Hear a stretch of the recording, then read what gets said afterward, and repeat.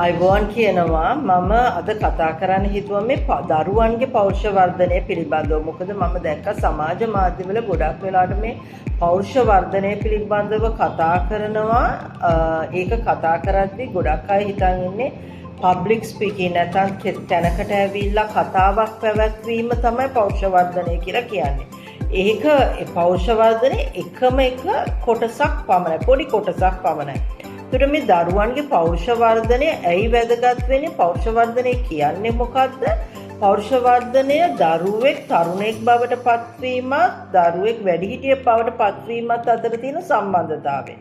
දැන් ගොඩක් වෙලාවට මම දරුවන් සමග අවුරුදු ගාණක් වැඩ කරලා තියෙනවා. මම තාමත් දරුවන් එක්ක එතකොට තරුණ තරුණියන් එක්ක වැඩිහිටියන් එක්ක වැඩ කරනවා. ඒතර මම ගොඩක් වෙලාවෙදි දැක්කේ විශේෂයෙන්ම අපේ දරුවන්ට ඇතිවන පාසල් වලට ගිය දරුවහන ප්‍රශ්නත් එක්ක මම මේ කියන්නේ දරුවන්ගේ අවුරුදු 11ත් අවුරුදු 15 නැත්නම් 16 කියන කාලේ තමයි දරුවන්ව ඇති වෙන්නත් නැති වෙන්නත් පුළුවන්. ඒ කියන්නේ දරුවෙක්ගේ ජීවිතේ වැදගත්ම වයස සීමාව තමයි අවුරුදු 11යි අවුරුදු 15 හරි 16යි.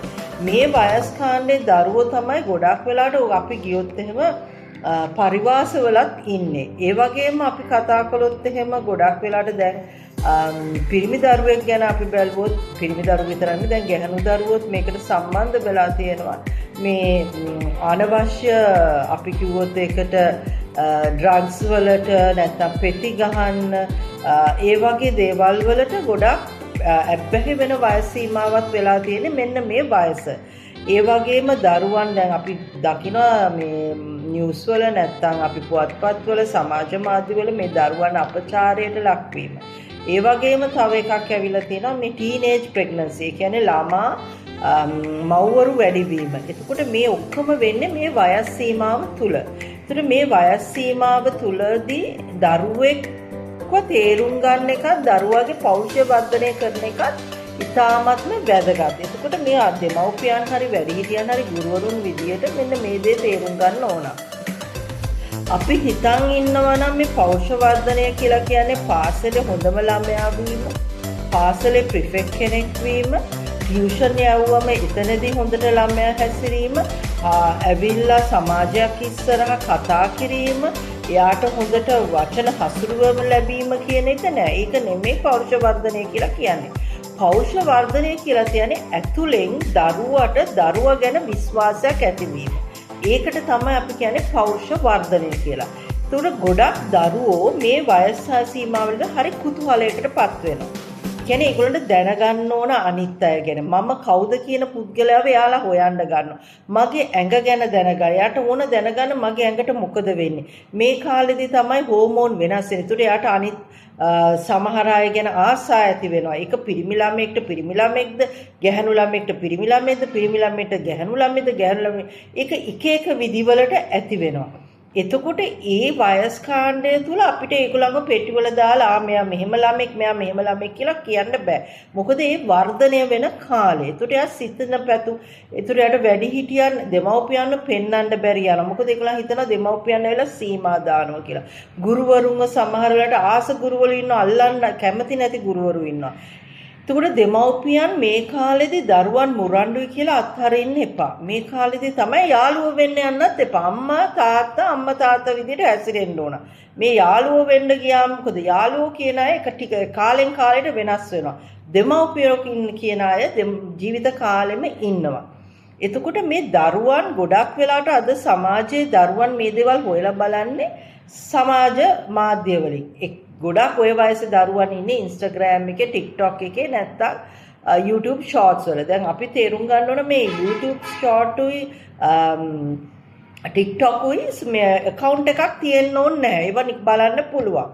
ඒතකොට මේ වලින් තමයි අද ගොඩක් වෙලාවට මේ දැනුම සමහර අය තාම මේ විභාග කරලා තාම මේ රස්සාවක් කරන්න අවුරුද්දක් වෙන්න පුළුවන් එක්කෝ අත්දැකීම් නැති අය ඇවිල්ලා අර පොතේ දැනුම නැත්තම් ඒගොල්ලන් දන්න මේවා හොයාගත්ත ඒවා සමාජගත කරනවා මේවා අරන්. එතකොට වෙන්නේ මේ දරුවෝ ඒවා තමයි පිළිගන්නේ. එතකොට ඒවා පිළි අරගෙන දරුවෝ හිතන දැන් දරුවන්ට මානසික ලෙඩක් හදන කියන්නේ දරුවන්ට මොන හරි එයාලා කරන්නේ මොකද්ද මේකේ දාලා බලනවා මේකට කියන උත්තරේ මොකද්ද කියලා. ඊට පස්සේ ඒගොල්ලන් ඒක අනුව තමයි යන්නේ. එතකොට දෙමව්පියන් මේ ගැන බොහොමත්ම සැලකිලිමත් විය යුතුමයි. මොකද සමාජ මාධ්‍යවල දාන හැම දෙයක්ම හරි නෑ. හැබැයි ඉතින් ඒක කියලා දැන් දරුවන්ව සමාජ මාධ්‍ය වලින් අපිට මේ නෑ මේක කාරින්න එපා මේවා කරන්න බෑ කියලා අපිට දාන්න පුළුවන් නීති හරි අඩුයි. හැබැයි අපිට පුළුවන් දරුවාගේ පෞරුෂය වර්ධනය කරලා නැත්නම් දරුවාට දරුවා ගැන තියෙන අභිමානය විශ්වාසය වැඩි කරලා මේකෙන් ගත යුත්තේ මොකද්ද නොගත යුත්තේ මොකද්ද කියලා හදන දරුවෙක්ව හදන්න. ඒක කරන්න හරි කියන්නේ ලේසි වැඩක් නෙමෙයි. හැබැයි දෙමව්පියන්ගේ ගුරුවරයන්ගේ වැඩිහිටියන්ගේ කැපවීම අවශ්‍යමයි. දරුවෙක් සමාජ මාධ්‍ය හරහා හෝ යහළුවන්ව ආශ්‍රය කිරීම හෝ ඒ අනුව යද්දී දෙමව්පියනුත් පොඩ්ඩක් සැලකිලිමත් වෙන්න ඕන. ඒ මම මෙහෙම කියන්නේ දැන් ගොඩක් වෙලාවට සමාජ මාධ්‍යවලදී කියනවා මේ පෙන්නන දේවල් තමයි මේ සමලිංගිකත්වයට විරුද්ධව නෙමෙයි. නමුත් සමලිංගිකත්වය අපි දැන් සමාජ මාධ්‍යවල විශේෂයෙන් TikTok වල මේක ප්‍රොමෝට් කරන්න අරගෙන මේක ප්‍රොමෝට් කරද්දී මේ ළමයි හිතනවා මේක මේ දැන් තමයි ස්ටයිල් එක කියලා. මොකද එක පාසලක දරුවෙක් කිව්වා අපි ස්ට්‍රේට් ඉඳ අපිව කොන් කරනවා කියලා. මං කිව්වා මොකද්ද පුතේ ඕකේ තේරුම කියලා. එතකොට තමයි මට තේරුම් ගියේ. එතකොට ඇයි කියලා බලපුවම මේ TikTok වල යන මේක. එතකොට මේක දරුවා හිතන්නේ දැන් මේවා මේ වෙලදාම් කරන ක්‍රමවේදයකුත් තියෙනවා. එතකොට දරුවා මේක බලලා ඉවරලා හිතනවා මේක තමයි සමාජය කියලා. දැන් මේකෙදි තේරුම් ගන්න මම සමලිංගිකත්වයට විරුද්ධවනේ. නමුත් අපි ප්‍රොමෝට් කරන දේවල් දැන් අපි ස්ට්‍රේට් කියලා අපි ඒක ප්‍රොමෝට් කරන්නේ නැහැ. එතකොට සමලිංගිකත්වය ප්‍රොමෝට් කරාපුවාම මේ දරුවන්ට දන්නේ නැහැ මේ මොකද්ද තෝරගන්න ඕනේ කියලා. මොකද දරුවෙක් මේ කාලෙදි ඉගෙන ගන්නවා. ඒකලා හරි කුතුහලයෙන් බලන්නේ.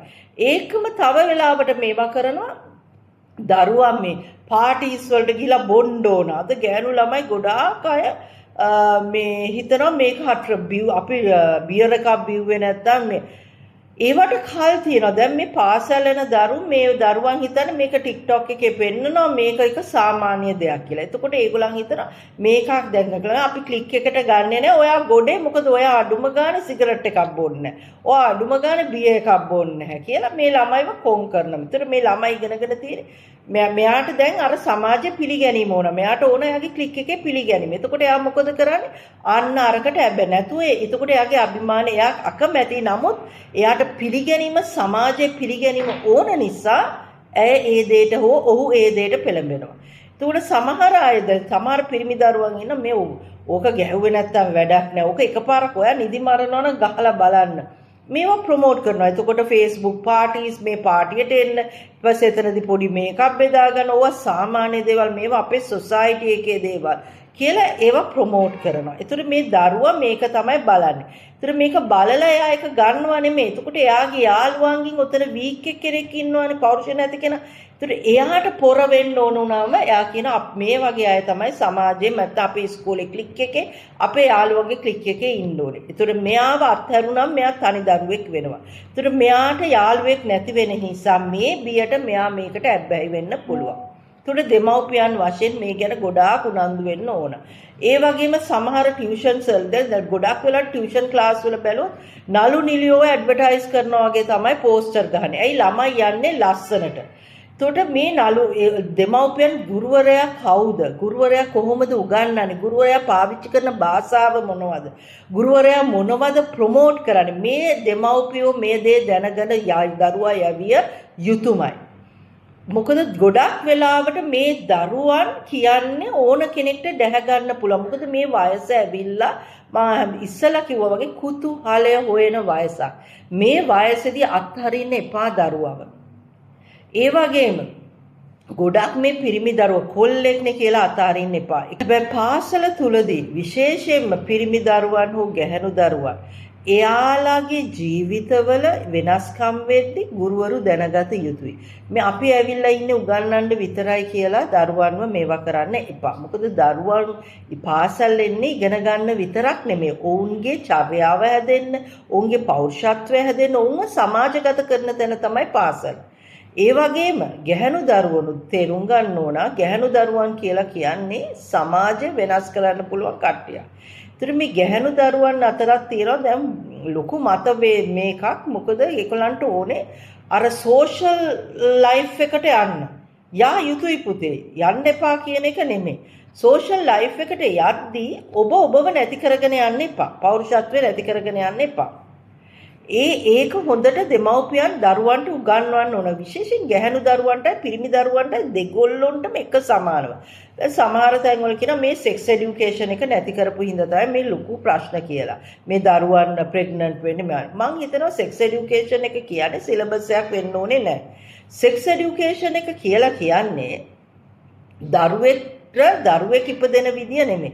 සෙක්ස් এডুকেෂන් එකක් ඕක එක්ස්ටර්නලි හැම පාසලකමද ග්‍රේඩ් 9 10 11 වෙද්දී අවුරුද්දට දෙපාරක් පිටින් ගෙනල්ලා ප්‍රොෆෙෂනල් කෙනෙක් විද්වත් හොඳ දැනුම තියෙන කෙනෙක්ව ගෙනල්ලා දරුවන්ට ඕක උගන්වන්න පුළුවන්.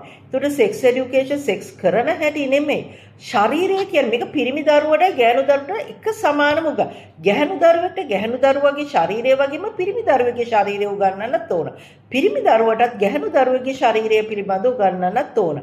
ඒ වගේම උගන්වන්න ඕන නීතියත් ඒ සෙක්ස් එඩුකේෂන් කියන්නේ අවුරුදු 16ට අඩු ඔබ යාළු වෙලා හිටියා හෝ යාළු වෙලා නැතුව කැමති ගෑනු ළමෙක් හෝ පිරිමි ළමෙක් අතර ඔබ සෙක්ෂුවලි නැත්නම් ඔබ මේ සම්බන්ධ වුණොත් ඒක නීත්‍යානුකූල නැහැ. මොකද ඔබ තාම දරුවෙක්. ඒකට ඔබව නීතියෙන් ගන්න පුළුවන්. ඔබව පරිවාසයට හෝ ගන්න පුළුවන්. එතකොට එහෙම අරගත්තොත් ඔබට මොකද්ද අපි හිතනවා මේ පරිවාසවල හැමෝම හොඳට ඉන්නවා කියලා නෑ. දරුවෙක්ගේ ජීවිතය හරි අමාරුයි. අම්මා තාත්තගේ ආදරය නැතුව සමාජයේ පිළිගැනීමනේ පරිවාසයේ අපේ ලංකාව වෙලා පොඩි රටක් හැමෝම දන්නවා. ඒකට ගිහිල්ලා ආපු දරුවෙක්ට සලකන්නේ හරි පහත් විදියට. දැන් අපි කිව්වොත් එහෙම මේ දරුවේ කුඩු ගහලා ඉවර වෙලා ඒ දරුවා රිහැබිලිටේෂන් එකට ගිහිල්ලා ඩ්‍රග්ස් අරන් ඒ දරුවා ආපුවම එයාව ආයෙත් ඒ තත්ත්වයට දාන්නේ සමාජය. මොකද කුඩුකාරයා කියලා නම දානවා. එතකොට හරි අමාරුයි. එතකොට දරුවෙගේ පෞරුෂත්වය හදන එක තාමත් අමාරු දෙයක්. එතකොට මේකෙදි මේ පාසලේදීවත් මේ වෙන ක්‍රමවලදී හදන්න බෑ. මේ ඇවිල්ලා මේ ලොකුවට කතා කිරීම පබ්ලික් ස්පීකින් කියන එක නෙමෙයි පෞරුෂත්වය කියන්නේ. කින්දා දෙමව්පියන් වශයෙන් මේ ගැන ගොඩාක් උනන්දු වෙන්න ඕන. දරුවෙක්ව මේ කාලේදී පෞරුෂත්වය පිළිබඳ වැඩසටහන නැත්නම් පෞරුෂත්වය කියන්නේ තමා කෙරේ දරුවා කෙරේ දරුවට දෙන්න විශ්වාසයක්. ඒ විශ්වාසය ගොඩනගන්න ඕන. පන්තියේ පළවෙනි උඹ මැට්ට උඹ හැමදාම ෆේල් කියන එක නෙමෙයි. එයාට දෙන්නේ හරි එයාට ඉගෙන ගන්න බැරුව ඇති. එයාට ඉගෙන ගැනීමේ ශක්තිය එන්නට එයා යම්කිසි දෙයකින් දක්ෂ ඇති. ඒ දක්ෂතාවයට ගන්න එයාට දෙන්න ඉස්සලම ජීවිතේ අභිමානය ජීවත් වීමේ අභිමානය දෙන්න. එයාගේ වටිනාකම එයාට දෙන්න. ගොඩක් වෙලාවට මේක වෙන්නේ නැහැ. ඒක හින්දා තමයි අද ගොඩක් දරුවෝ සෙක්ස් এডুকেෂන් එකෙන් විතරක් මේ දූෂණය වෙන එක වැඩිහිටියන්ගේ ප්‍රශ්නයක්. ගොඩක් දරුවෝ අද දූෂණයට ලක් වෙන්නේ මේ යාළු වෙච්ච දරුවන්ගෙන් මෙයා වෙන ඒ නොදැනීම නිසා. අන්න ඒකට සෙක්ස් এডুকেෂන් එක උනා. හැබැයි මේ වයසට ගිය සීයලා අංකල්ලා තාත්තලා මාමලා මේ දූෂණය කිරීමට දරුවට සෙක්ස් এডুকেෂන් දීලා වැඩක් නැහැ. ඒකට ඕනේ නීතිය මේ මානසික රෝගවලට පිළියම් යෙදීම. ඒක තමයි ඉතාමත්ම වැදගත්. අනිත් එක දෙමව්පියන් දැනගන්න මම නෙමෙයි මේ කියන්නේ ලංකාවේ දත්ත වලින් කියනවා වැඩියෙන්ම සමාජ රෝග හා ඒඩ්ස් පැතිරලා තියෙන වයස් කාණ්ඩය ඇවිල්ලා අවුරුදු 14ත් අවුරුදු 18ත් අතර තරුණ. එතකොට මේගොල්ලන් මසාජ් සෙන්ටර් වලට යන්නේ. මසාජ් සෙන්ටර් වලට යන්නේ අර අත්දැකීම ලබා ගන්න. එතකොට ඒ අත්දැකීමත් තුළ මේගොල්ලන් කොහොමද ප්‍රවේශම් වෙනවද? ඒතර මේවා හිතන්න ඕන. අනිත් එක තමයි අද ළමයි පුරුදු වෙලා තියෙන අර ගොඩක් මේ දේශකයෝ ඇවිල්ලා කියනවා මේ ෆාස්ට් මනි හොයන්න උදව් කරන්න කියලා. දරුවන්ට ෆාස්ට් මනි නෙමෙයි උපයන්න උදව් කරන්නේ. දරුවන්ට උගන්වන්න ගන්න ස්මාර්ට් මනි හොයන්න. ස්මාර්ට් මනි කියන්නේ මොකද්ද? තමන්ගේ ආත්ම අභිමානය නැති කරගන්න නැතුව කොහොමද මුදල් හොයාගෙන තව කෙනෙක්ගෙන් යැපෙන්නේ නැතුව ඉන්නේ කියන එක. ෆාස්ට් මනි හොයන්න ඕන කෙනෙක්ට පුළුවන්. හැබැයි ස්මාර්ට් මනි හොයපු කෙනා තමයි දියුණු වෙන්නේ. ඉතින් මේ දේවල් ගැන මේ සමාජගත කරන මේ TikTok වල YouTube වල සමාජ මාධ්‍ය වල කරන දේවලින් තමයි දරුවෝ ඉගෙන ගන්න. අම්මේ තාත්තේ අපේ ගෙදර ඔය සෝෂල් මීඩියා නෑ කිව්වට කියන්න එපා. දරුවන්ට ඒවා යන්න පුළුවන්. අපිට ඒවා තහනම් කරන්න අමාරුයි. හැබැයි අපිට දරුවට ඒවා බලලා හරි දේ තෝරගෙන ඉදිරියට යන්න ක්‍රමය කියලා දෙන්න පුළුවන්.